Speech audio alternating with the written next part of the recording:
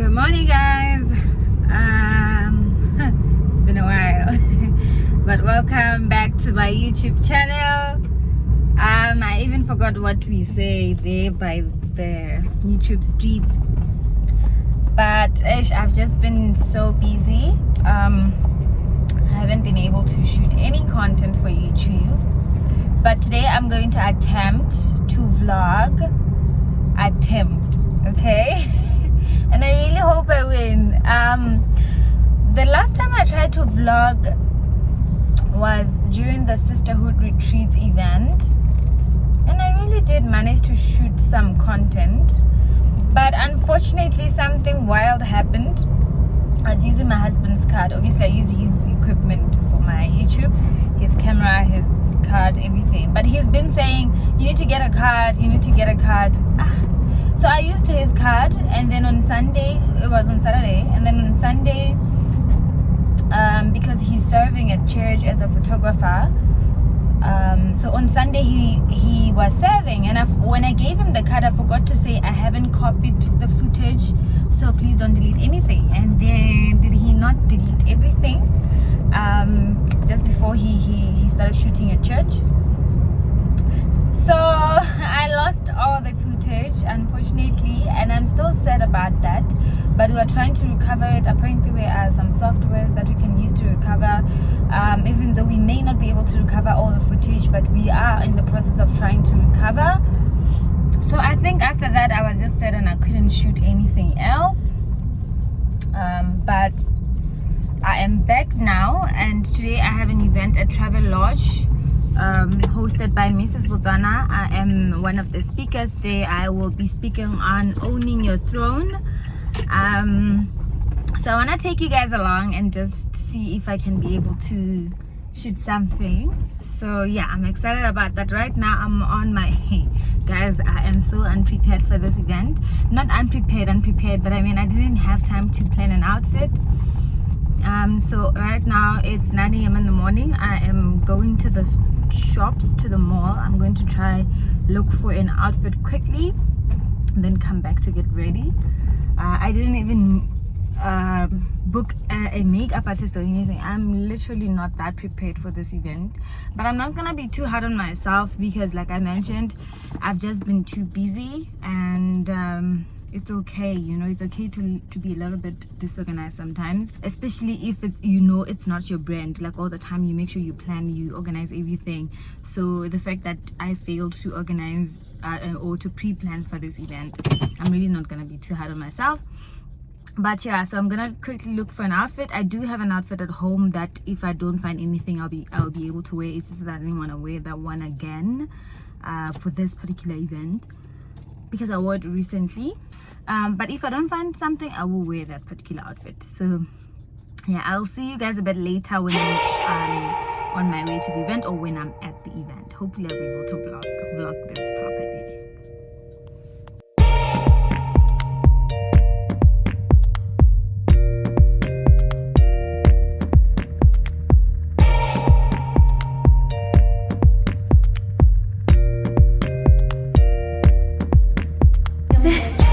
Oh, really? Yeah.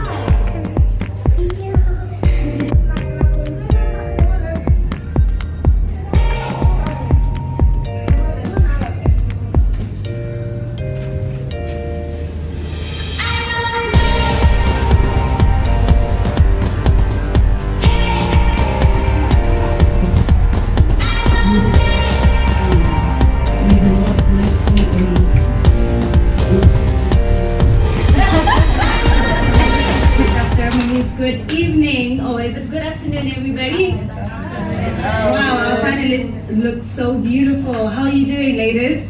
Excited. I wish you all the best. This is going to be an exciting journey for you all. My name is Carole Ndori. As she has mentioned, professionally I'm an accountant. I'm also a big fan of pageantry.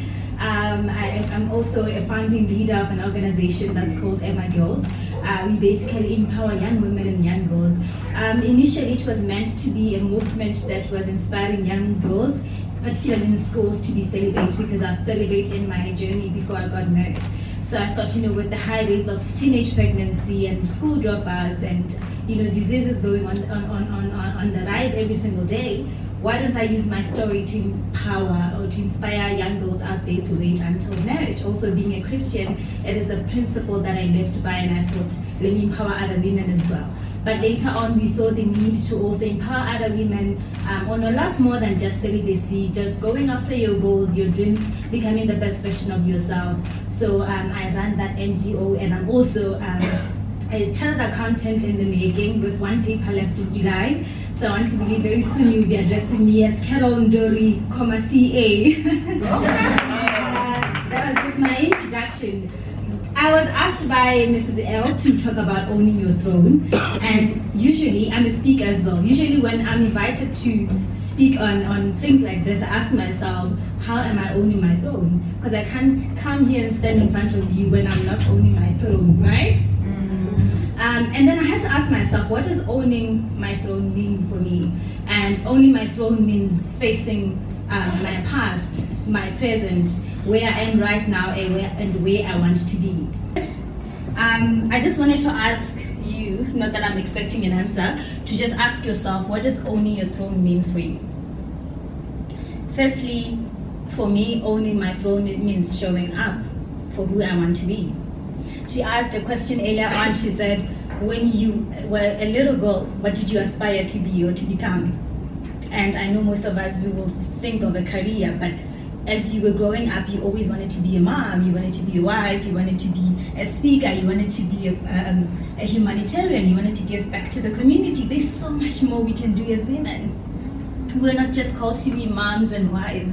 We're called to be so much more, because by nature we are nurturers, we are givers. As you walk by looking so beautiful, someone is looking, I can be that. I actually can be that. When I talk about my celibacy journey, I always say, one of the reasons why I remained a virgin until I got married was even during the midst of temptation, I'd think of the little girls that I met in rural areas and villages that I've given hope to.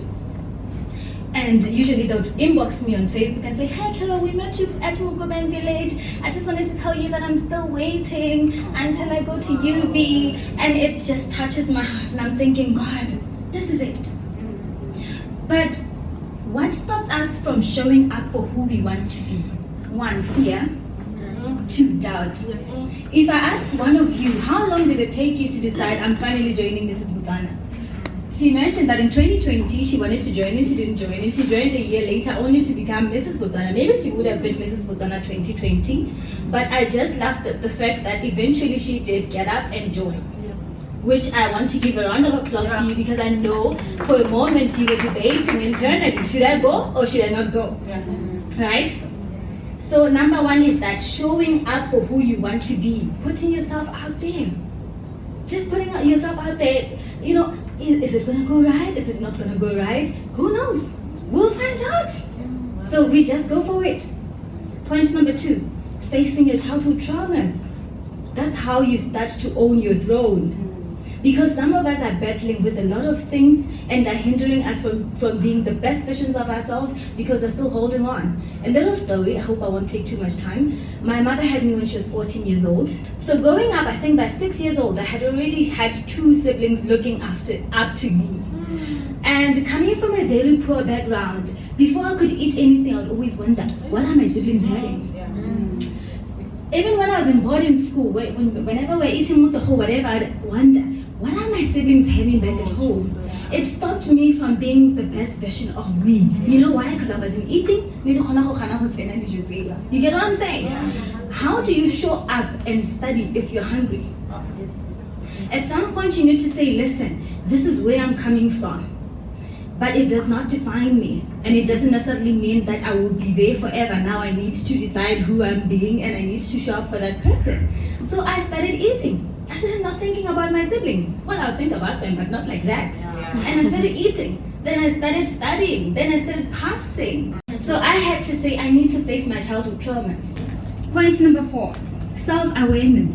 We need to be self-aware of the things that are stopping us from being our best versions of ourselves. I'm sure you all know what those are. ladies, we have a thing, especially as we're married. Like I mentioned, I've been married for 5 years. Last year December was our 5th year anniversary. Oh, sorry, 4th year. This is my 5th year. Sorry. I'm getting ahead of myself. Last year we were celebrating our 4th year anniversary, so this is our 5th year. We have a thing, ladies, we become too comfortable. Someone talked about pajamas and sweatpants or whatever, but for me it was not that. For me it was being too comfortable in my couch. Okay, we work hard in our homes. We make our homes beautiful and fun and cozy, right? And then after work on Friday, when girls call and say, let's go and have coffee at Mug and Bean, and you're thinking, Netflix and chill, right? And then you don't put yourself out there. Next thing you say, you don't have friends or you don't network enough. Be self-aware. Like I had to wake myself up. I had to say, you're an incredible speaker.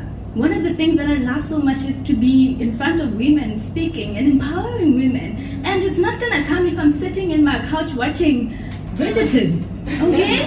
Yes, I can watch Bridgerton, but I need to also balance, find a balance somewhere in there. So self-awareness is very vital. 5th point. Finding your purpose. I'm sure I've talked about that one before when I talked about my organization. You are most alive when you are living in your purpose. You are most alive when you find out what is your purpose here on earth. What were you created and meant to do or to be? I am alive right now. I feel like I'm on top of the world. You know why? Because I'm doing one of the things that I really love. So for you to own your throne, find what your purpose was, because I don't want to believe, as we Bull God just said, there you go, this is your life, just live however. He put a purpose in your heart for each one of you to say, there is one soul that you need to touch, there is one thing that you need to do that will shock. The last point, uncover your power. Each one of you here has so much potential, so much power embedded inside of you. So much. I'm going to read a poem. I think that by now that lady should make me her ambassador, because everywhere I go I make sure that I recite this poem, because every day whenever I feel down or whenever I feel like I can't do anything, I read this poem and I'm reminded of my power. So this poem is from Marianne Williamson. It reads, our deepest fear is not that we are inadequate. Our deepest fear is that we are powerful beyond measure. It is our light, not our darkness, that most frightens us. We ask ourselves, who am I to be brilliant, gorgeous, talented, fabulous? Actually, who are you not to be? Yo, I don't know if you feel what I'm feeling. Whenever I read the scripture, I'm thinking, who am I not to be? Who am I not to be the next Bill Gates, the next billionaire? Who am I not to be one of the Forbes 30 under 30 women? Who am I not to be that? So ladies, with my last quote, I say, a queen on her throne is a woman who has mastered herself. She's not perfect, but she's complete. You have everything it takes. So go on and own your throne. Thank you very much. Carole Ndori, I'm getting your number from here. Can I push her?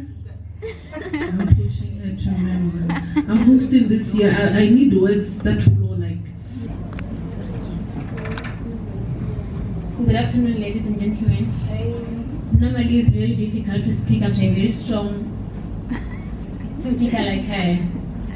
Because now I don't know if I'll manage, but it's not a competition anyway, right? Yes.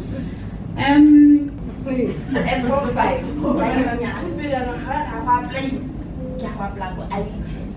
have them all listed out, you know. And then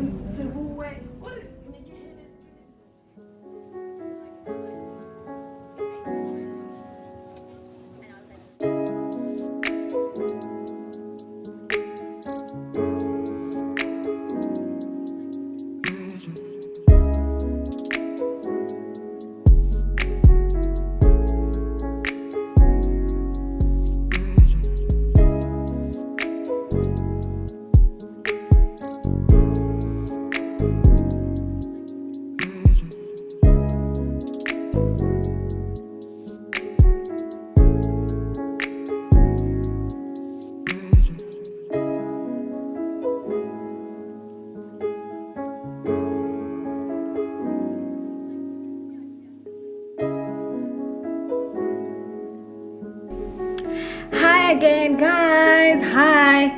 Yo, I couldn't even close or actually just tell you when I was leaving the event venue because I was running. I'm running even right now because I have to attend an event, so I'm changing my outfit quickly. The outfit says all black with a hint of color, so I think I'm just probably going to change the bottom only. I'm just gonna take off my skirt, and then I will probably wear black jeans, high waist jeans, then leave this top and leave this blazer. Maybe that's all black with a pop of color, right? No? Yes, maybe. Anyways, I think the event went pretty well.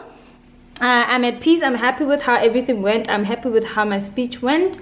I'm gonna quickly change. I just got home now. Hubby's waiting for me outside, so I'm just gonna quickly change and then we're gonna dash off to that event. I'm not sure if I'll be able to vlog it because it'll be late, I think. Plus I'm also just tired, but I'll see. I'll just carry the camera with me just in case. So if I do, I'll catch you guys later. Thank you so much for tuning in. If I don't manage to vlog, consider this the closing of the vlog. So thank you so much for tuning in. If you are not subscribed, please remember to hit the subscribe button and the notification bell so that you get a notification every time I post something. And like, comment, share something, guys. Thank you so much for your support. And if you're new here, my name is Carole Ndori, and I hope I'll see you again next time. Bye.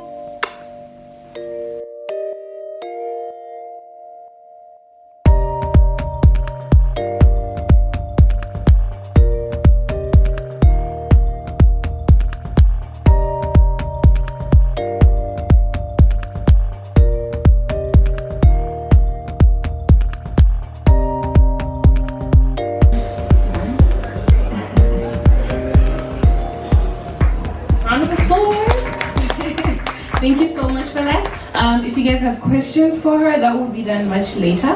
But the reason why I wanted her to be the speaker is because, I mean, she had a 9-to-5 and she had a side hustle. And that's when I decided this is what I want to do. Forget peas, there's nothing wrong with peas, of course, there's nothing wrong with any specialty, but this one is for me. And so, I'm in Masunga. He was like, okay, what am I going to do to get to this goal? Hi. I'm a very good My question is for all four of you. Have you ever been at a point where you don't know what you want in life? Like, of course you have a degree in accounting, of course you have a degree in medicine, but you don't know where to go. You don't know where to go to from here. And also, you guys look so gorgeous, by the way. Thank you. It's very, very nice to see women that are very educated and are also very beautiful. Because we grew up knowing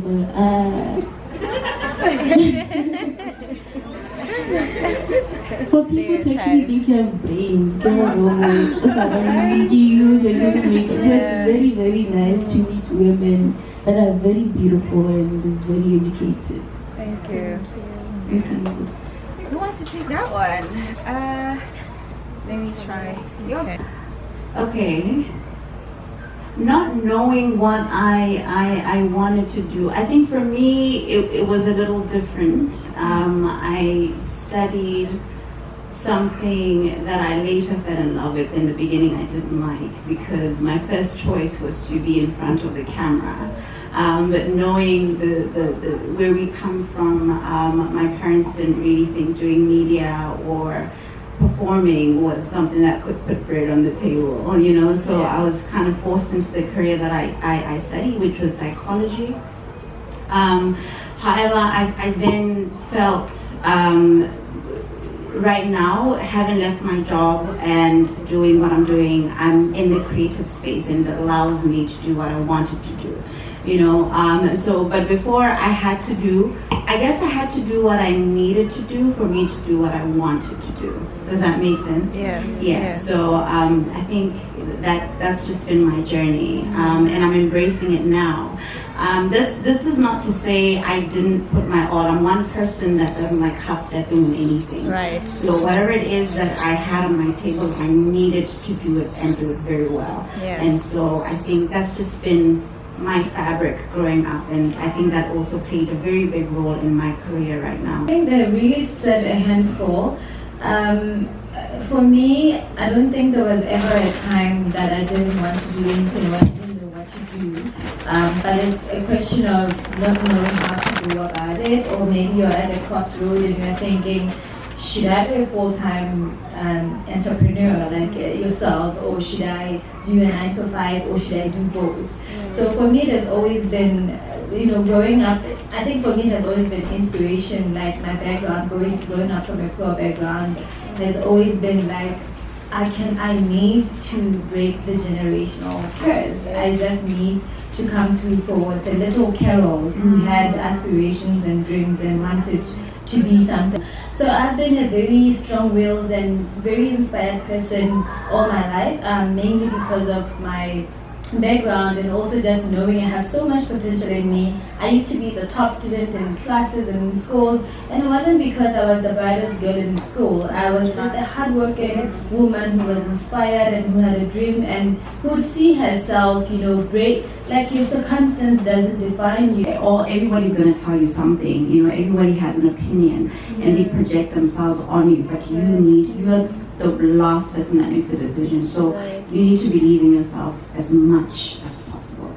So and that will carry you through. Right. One word? I think one word for me, I mentioned earlier, it's resilience. It's not easy, it's not a cute journey all the time, but you've got to be resilient. And and intention. Intention is so important. You need to be intentional about every single thing that you do. The decisions that you make in your business, you can't just make a decision just because it feels nice. It needs to be. Am I making sense? Yes. Intention in every single thing that you do. It's very important.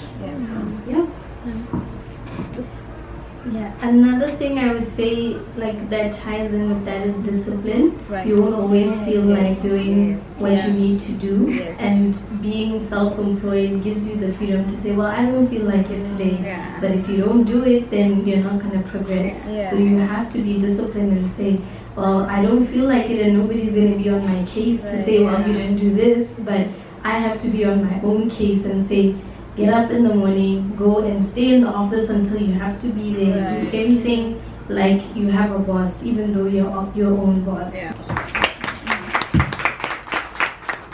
Hi ladies, my name is Lucy.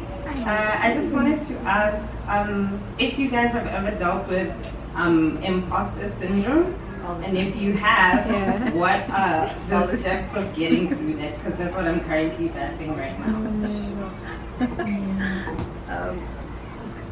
All the time, okay? I have it all the time. I mean, it's a mental thing that you need to kind of acknowledge that you have. We always feel like we need to be somewhere or do something. You know what I mean? But you need to remind yourself why you're here. It's a constant thing that you need to do. It happens to me. I need to remind myself why I'm here, and also that I've worked hard to be here. I deserve to be here.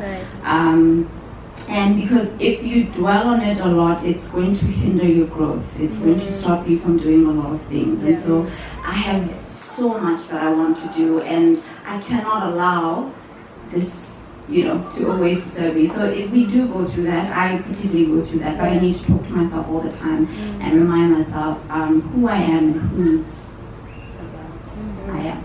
Okay? Absolutely. Just to add on that, I also get that a lot. I mean, insecurities, doubt, fear, imposter syndrome, it's something that you deal with on a daily. But I just want to share with you a poem that I read all the time when I'm feeling like this, ever since I read a book called A Return to Love. This is the common poem by Marianne Williamson that says, our deepest fear is not that we are inadequate.